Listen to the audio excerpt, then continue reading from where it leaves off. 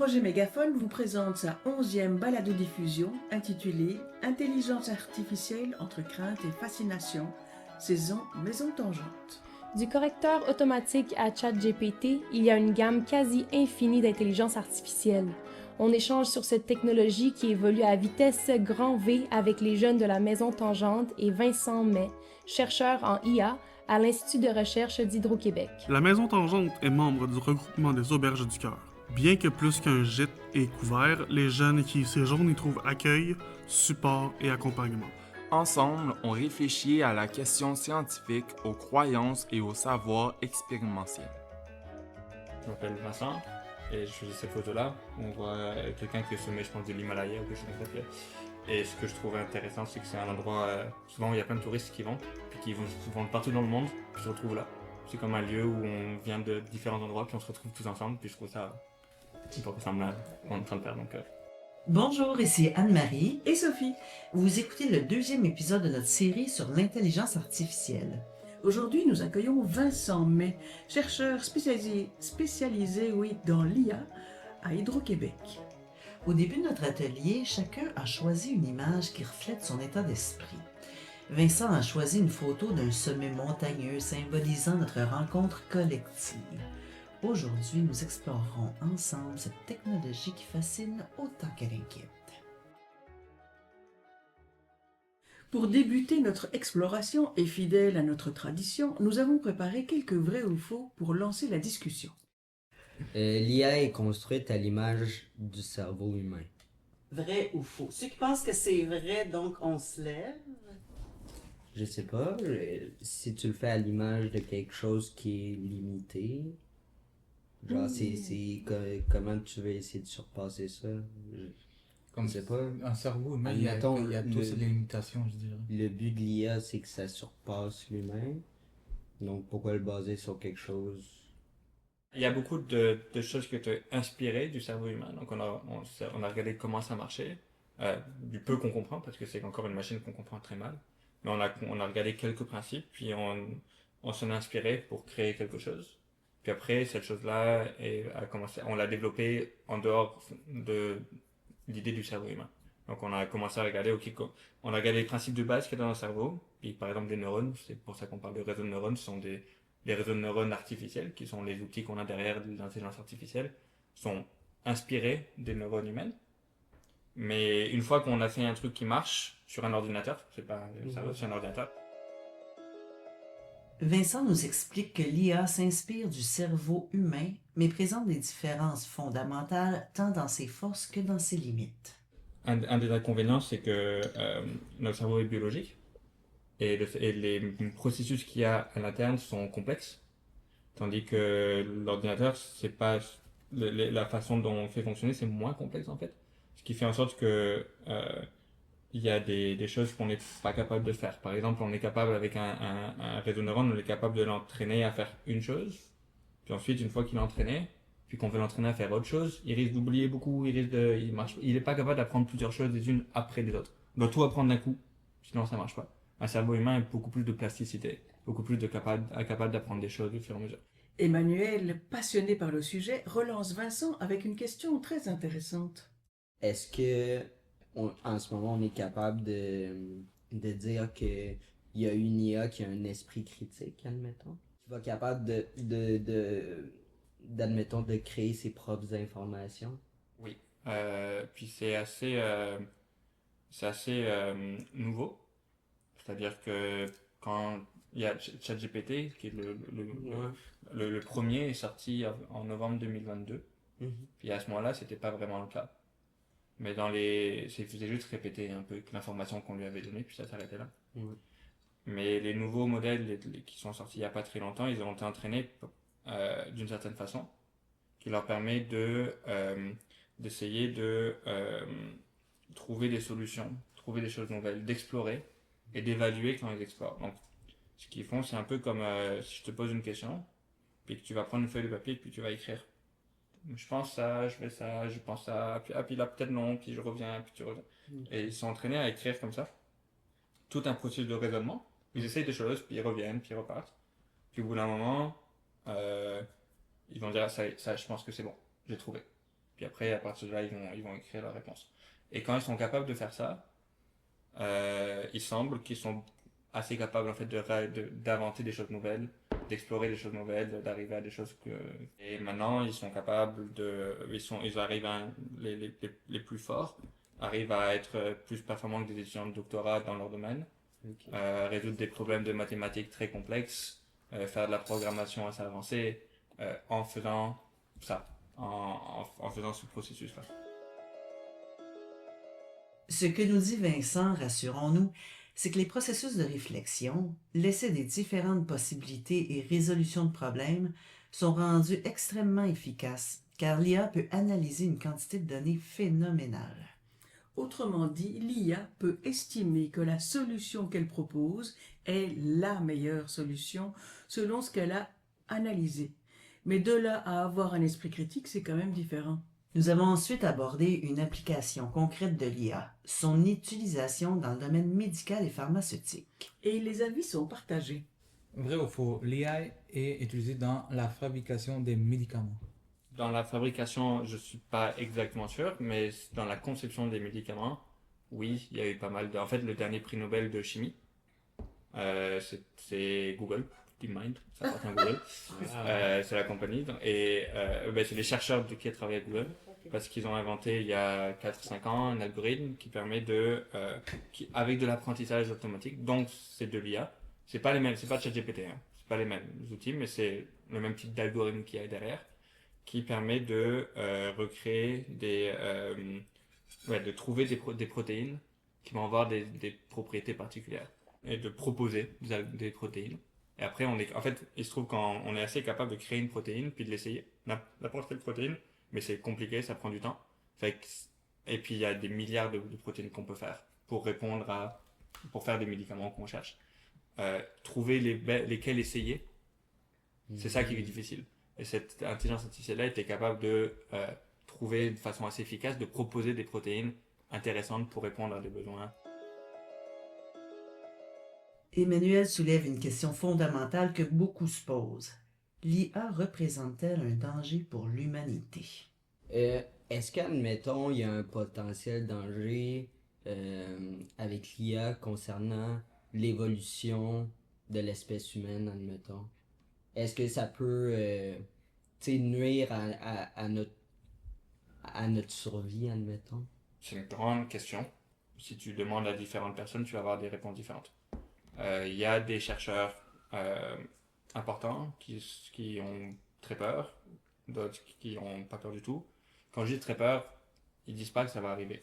Mais ce qu'ils disent, c'est que la possibilité est là, puis qu'on ne peut pas l'ignorer. Pourquoi?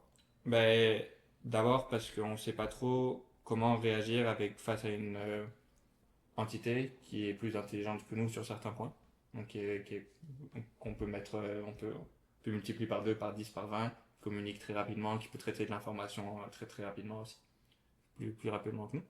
Donc on ne sait pas trop comment on peut compétitionner par rapport à ça si on perd le contrôle. Puis ce qu'on voit, c'est qu'actuellement on ne perd pas le contrôle, il n'y a pas de problème, mais on voit sur les tout petits exemples joués que selon comment on crée l'intelligence artificielle, ça peut nous surprendre parfois. Tu sais, quand on dit il essaye des trucs, parfois si tu ne lui dis pas ça je veux pas, il va l'essayer puis il va le faire.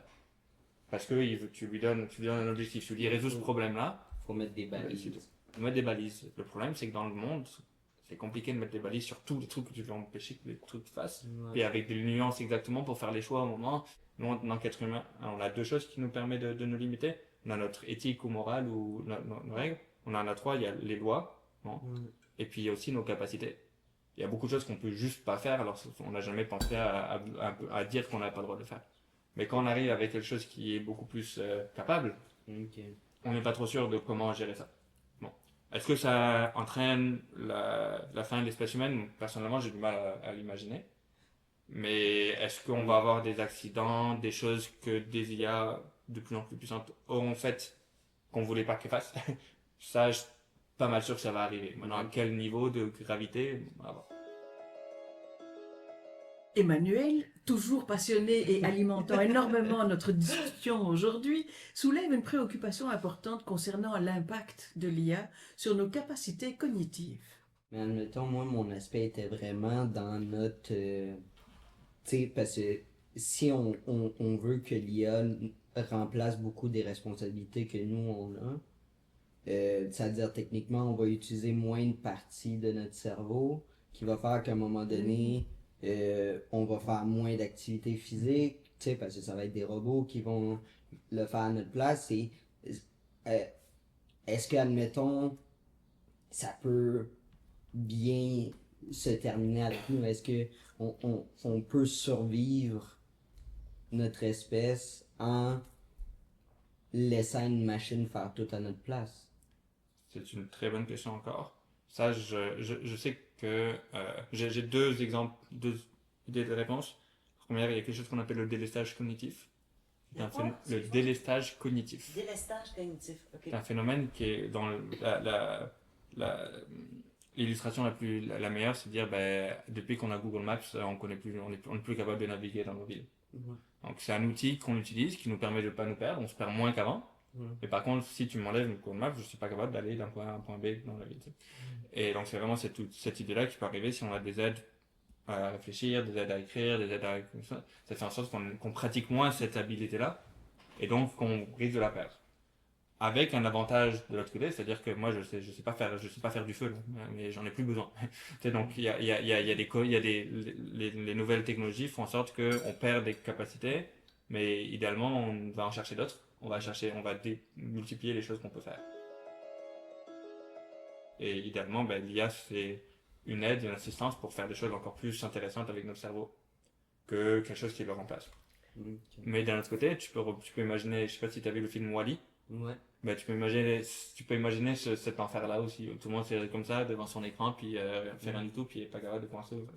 Moi, ma peur dans ça, c'est, comme tu dis, je donne un exemple, tu sais, enseignante où on est à l'école, autrefois, on prenait plaisir à faire de la recherche, aller dans les livres, toucher le papier, tout ça, tu sais, les sens. Moi, c'est ça qui me fait peur. J'ai peur que tous nos sens s'éteignent tranquillement, tu sais, et que on utilise l'ordinateur, si on a un texte à écrire, ChatGPT. Si on perd cette curiosité-là. Admettons, il y a plus... tu sais, il n'y a pas de choses qui remplacent les activités que l'IA va utiliser, tu sais. Il n'y a pas... tu sais, il n'y a pas... ok, ben, tu vas utiliser moins ce facteur cognitif. Ben, tu le remplaces par ça, comme ça compense, tu sais. Donc là, il y a juste un délestage, puis à la fin, il n'y a pas de récupération à ce niveau-là.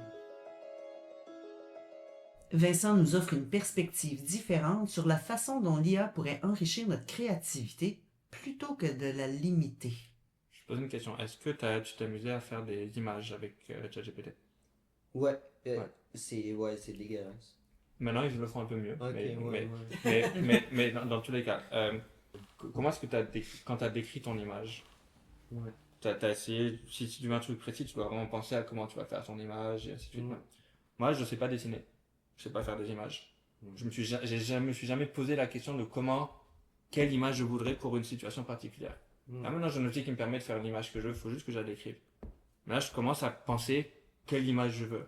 Et là, c'est une tâche nouvelle, c'est quelque chose de nouveau, c'est une habilité nouvelle que j'apprends. Comment utiliser l'outil pour faire quelque chose que je pouvais pas faire avant. Donc, tu peux le voir, ben, ça remplace, oui, je perds la capacité de faire des images, c'est vrai. D'un autre côté, j'apprends à faire ça me donne la possibilité de faire des choses. Maintenant, on peut faire un site internet juste en demandant à ChatGPT. Ça permet à plein de gens de faire des sites internet. Mais de faire des sites internet comme ils le veulent, en se posant la question qu'est-ce que je veux faire, comment je gère ça, ça ouvre beaucoup de possibilités. Ça donne la possibilité à plein de gens de développer des nouvelles habiletés, alors qu'il y avait un bloquant qui était je suis pas capable de coder. Donc c'est tu dis que ça balancé. améliore quand même une accessibilité à des gens que, comme tu dis, tu sais, pas tout le monde qui peut monter un site internet, mais là ça rend ça possible. Ouais. Ça démocratise. Ça démocratise beaucoup de choses. Est-ce que ça rend l'être paresseux? Ben, que dans le fond, l'humain est de base paresseux, tu sais, que son but a toujours été se faciliter la vie, tu sais, dans un sens. Puis, ben, c'est ça. Ben, je pense que là, le ChatGPT est juste un autre moyen de se faciliter la vie, tu sais.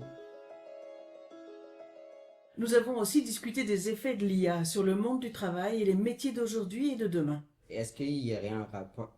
Tu sais, parce que si, admettons, tu sais, l'IA devient performante, puis on commence à les utiliser en entreprise, je pense que ça peut être un très grand avantage pour les jeunes.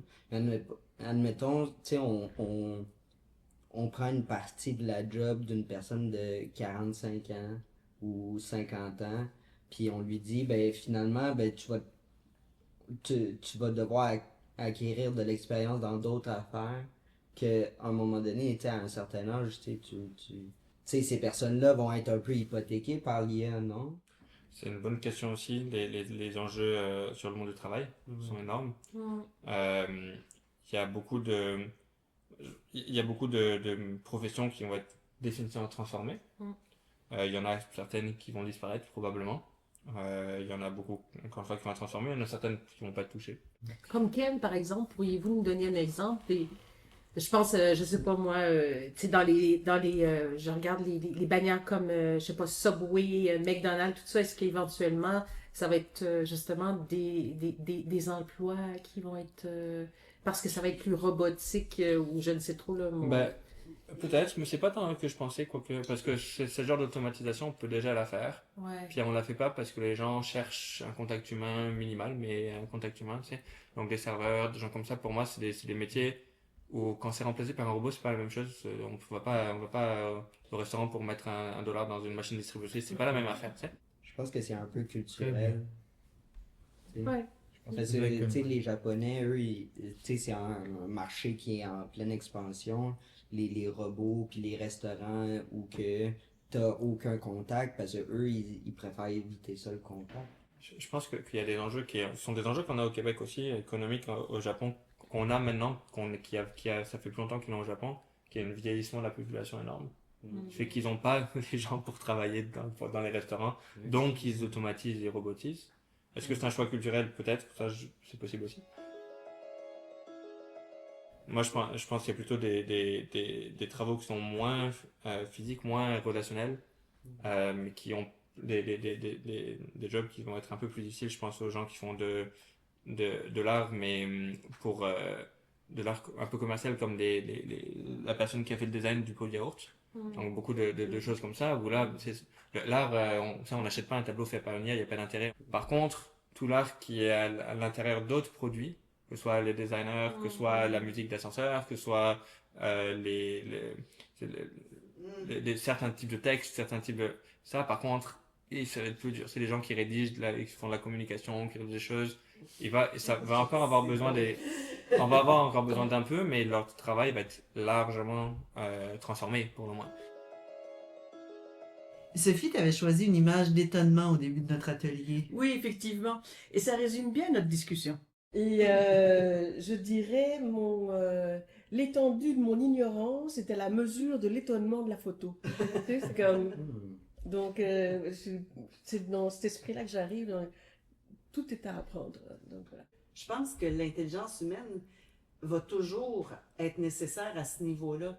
Je suis-tu en train de me rendre service ou je suis en train de me couper de quelque chose, tu sais? Dès qu'il y a un outil qui nous permet de créer, on trouve toujours des façons vraiment nice de faire des choses nouvelles. Et je suis pas trop inquiet par rapport à ça, en fait. Merci Emmanuel et Geraldo pour vos questions et merci à Isabelle qui accompagne le groupe.